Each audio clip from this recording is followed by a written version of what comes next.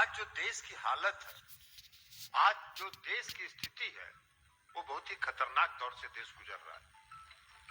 हम लोगों ने 1975 का आपातकाल भी देखा था, इमरजेंसी भी हम लोगों ने देखी थी। इमरजेंसी में जो स्थिति थी, उससे भी आज बदतर स्थिति इस देश की हो चुकी है। कोई काम नहीं हो रहा इस देश में, सिर्फ बात बनाने का काम हो रहा है और सिर्फ इतिहास को कैसे समाप्त किया जाए और एक व्यक्ति नरेंद्र मोदी के नाम पर सारे इतिहास को कैसे लिखा जाए, यही काम आज तक देश में हो रहा है। ये लोकतंत्र के लिए बहुत खतरनाक है, क्योंकि आज जो परिस्थिति है वो आपातकाल से एक कदम आगे अधिनायकवाद की तरफ देश बढ़ रहा है। एक व्यक्ति के पर सारा देश केंद्रित किया जा रहा है, हर काम उसके नाम से हो रहा है। कोई भी चीज देख लीजिए, कहीं भी देख लीजिए, कोई भी काम होगा वो नरेंद्र मोदी पर केंद्रित होगा। भाई अभी एक साधारण बात हम आपको बता रहे हैं, हजारों करोड़ रुपया लगा के भारत सरकार ने नए संसद भवन का निर्माण कराया और नए संसद भवन का निर्माण कराया। हम सब लोग इस पक्ष में नहीं थे, क्योंकि संसद भवन है बना हुआ और उसका एक ऐतिहासिक महत्व है। उस महत्व को समाप्त करके नए संसद भवन बनाने की क्या आवश्यकता है? हजारों करोड़ रुपया लगा के, लेकिन बनाया मोदी जी। और 4 महीना पहले, 3 महीना पहले उसका उद्घाटन हो गया। मोदी जी ने उद्घाटन किया और अभी संसद का सत्र 11 तारीख को खत्म हुआ। किसी को उस संसद भवन के अंदर जाने का, प्रवेश करने की अनुमति भी नहीं थी, इसलिए कि संसद भवन के अंदर सिर्फ अभी काम चल रहा है पूरा, और इसलिए कोई उसको घुस के नहीं देख सकता था। और सिर्फ इसलिए उद्घाटन किया गया कि नरेंद्र मोदी जी का नाम उसमें लिखा जाए कि नए संसद भवन का उद्घाटन उन्होंने किया। पूरे लोकतंत्र को अपने नाम से कर रहे हैं, पूरे लोकतंत्र को अपने नाम पर लिखवा रहे हैं। अभी देखा कुछ दिन पहले, हमने 4-5 दिन पहले उनके यहां कोई सलाहकार है, उन्होंने कहा कि पुराने संविधान को बदल के नए संविधान को बनाने की जरूरत है। अरे बदल, अगर 2024 में फिर वो वापस आ गए तो आप एक बार जान लीजिए, पुराना डॉक्टर भीमराव अंबेडकर और जो संविधान सभा की बनाया हुआ जो संविधान है, उसको बदलकर नरेंद्र मोदी संविधान वो करने वाले। इसलिए खतरनाक स्थिति है देश में, और इसलिए आपकी भूमिका बहुत महत्वपूर्ण है। क्या हो रहा है आज देश में? जब चुनाव आता है तो भावना भड़का के वोट लिया जाता है। लोक लुभावन जो नारा होता है वो नारा दिया जाता है। 2014 में आज तो बताना चाहिए ना इस देश के आदरणीय प्रधानमंत्री जी को कि 9 साल 2014 से 2023 9 साल हो गया। इस 9 साल में इस देश में क्या क्या काम आपने किया है, यह तो बताना चाहिए उनको। 2014 में उन्होंने कहा कि 2 करोड़ नौजवानों को प्रति वर्ष रोजगार देंगे, पूरे विदेश से काला धन वापस ले आएंगे, हर गरीब के खाता में 10 से 15 लाख रुपया पहुंचाएंगे। जनता ने कहा, विश्वास कर लिया, भरोसा कर लिया। हम लोग भी चुनाव लड़ रहे थे 2014 में। जो लड़के, नौजवान लड़के इंजीनियरिंग, मेडिकल कहीं कहीं बाहर पढ़ रहे थे, सब पढ़ाई छोड़ के गांव आ गए थे, अपने माता पिता को हाथ तोड़ जोड़ रहे थे कि भाई वोट दे दीजिए मोदी जी को, हम लोग को नौकरी मिल जाएगी।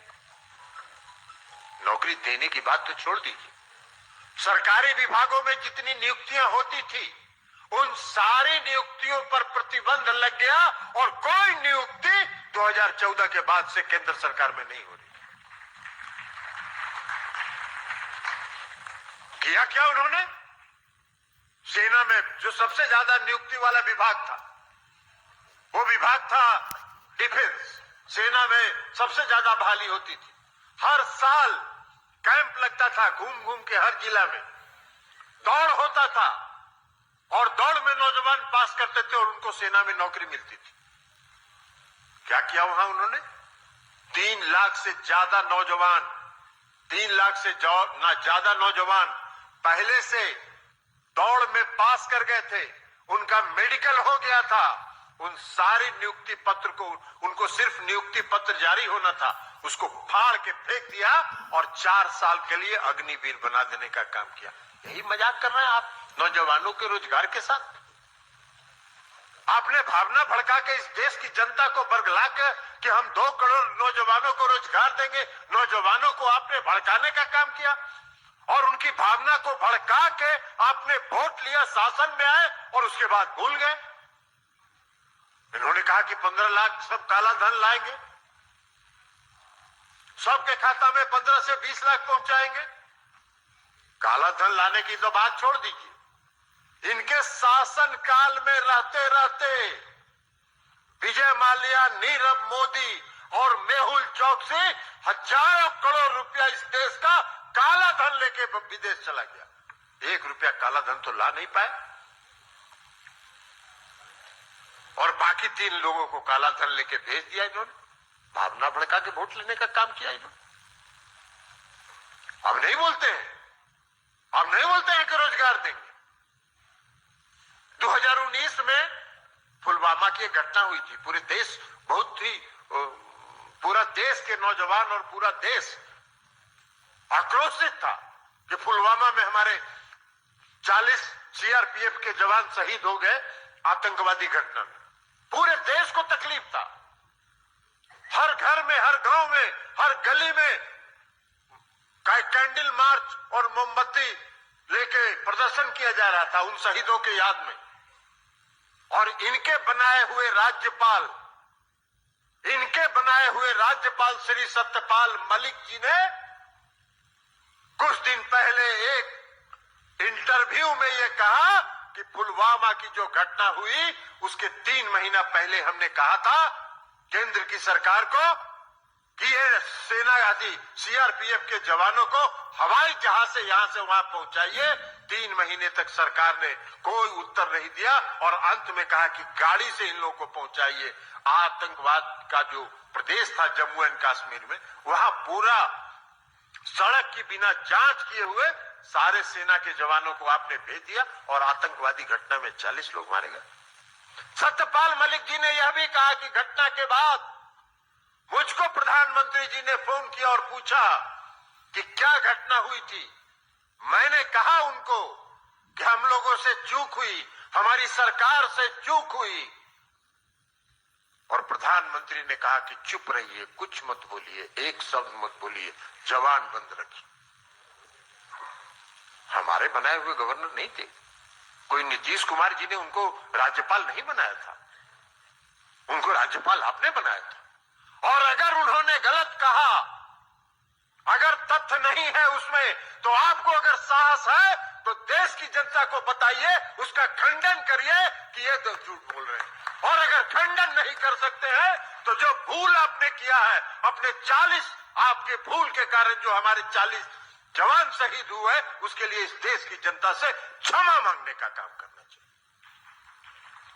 तो 2014 का चुनाव तो 2 करोड़ में निकल गया, 2019 का चुनाव पुलवामा में निकल गया। अब 2023 में क्या करेंगे जुमला? हम नया जुमला कुछ निकालेंगे, इसलिए कि 2014 में जब इन्होंने वादा किया और चुनाव के बाद जब एक एबीपी न्यूज में के पत्रकार ने इंटरव्यू लिया गृह मंत्री माननीय श्री अमित शाह जी का, तो अमित शाह जी को उन्होंने कहा कि भाई ये वादा आप लोगों ने किया था, क्या कर रहे हैं? उन्होंने कहा कि ये सब चुनाव के टाइम में जुमला बोला जाता है, चुनाव के टाइम में ये सब जुमला कहा जाता है वोट लेने के लिए।